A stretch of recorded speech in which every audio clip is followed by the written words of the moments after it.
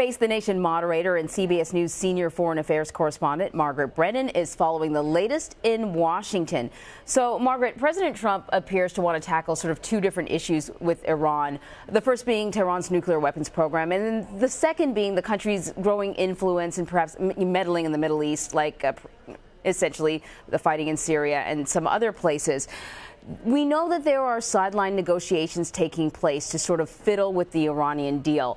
Are these negotiations going to win over the support of the president, and will they win over the support of Iran?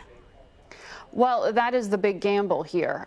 President Trump campaigned on this promise to tear up the nuclear deal. So it isn't clear if he will even accept the compromise that American diplomats are working to craft along with our friends in France, Germany, and the UK. That kind of side agreement that they're proposing would address some of the president's concerns with Iran's ballistic missile development, which they're still allowed to do under the initial agreement, and also a call for greater inspections. It would also ask Iran to pledge that in the future, after the deal expires, they still won't want to build a nuclear weapon. So that's 10 to 15 years out.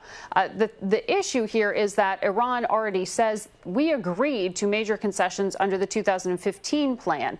Basically, this looks like America's trying to revisit and rewrite history. And why should we believe that you're going to abide by your agreement in the first place when you're breaking the terms of the original one?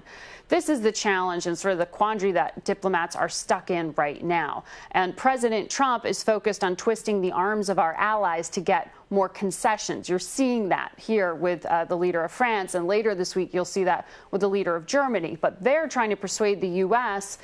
To agree to this compromise so that Iran's nuclear program remains frozen, which U.S. intelligence believes they are doing. They are abiding by the terms of the deal, while being able to agree to counter Iran's bad behavior in other ways in places like Syria. So many of those who are encouraging the president to stay with the deal, one of their arguments is that North Korea is watching. And this is coming as we expect President Trump to have a meeting with Kim Jong-un.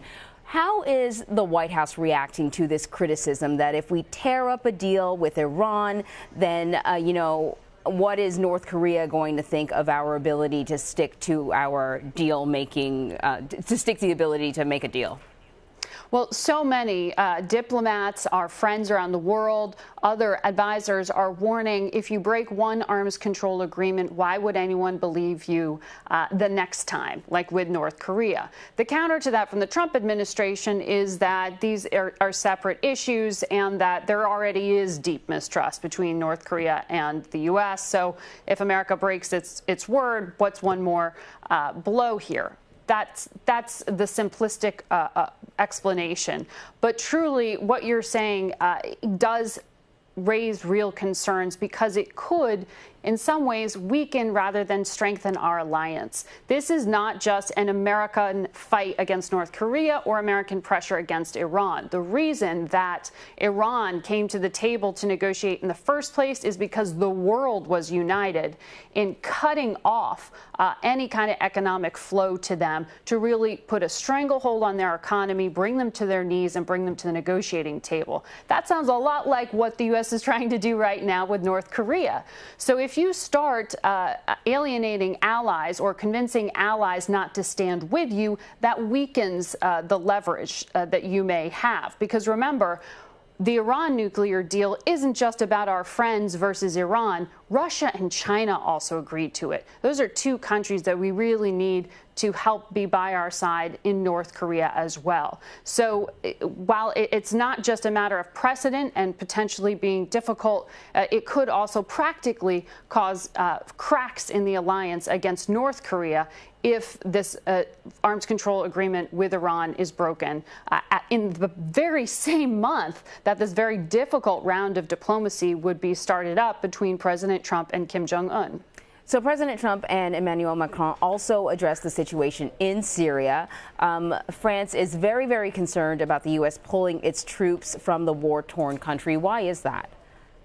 Well, look, France and the UK are on that battleground alongside the U.S. We have advisors there, trainers working with local forces. So do UK and French forces. And the concern President Trump has raised is that he thinks America is shouldering too much of the financial burden, too much of the military burden. He's asking France to cough up more.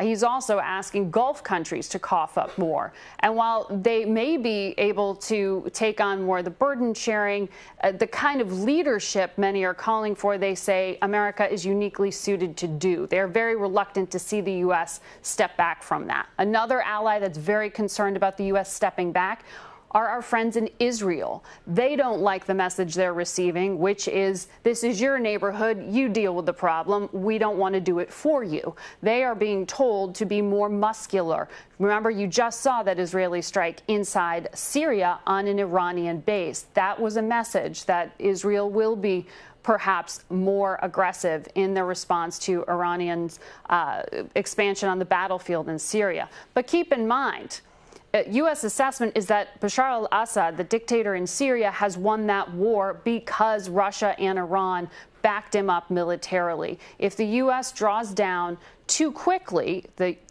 national security advisors to the president are concerned that could not just hand over the battlefield to Iran and other bad actors, but it could also leave at a time before ISIS, the terror group we originally went to fight, is actually defeated.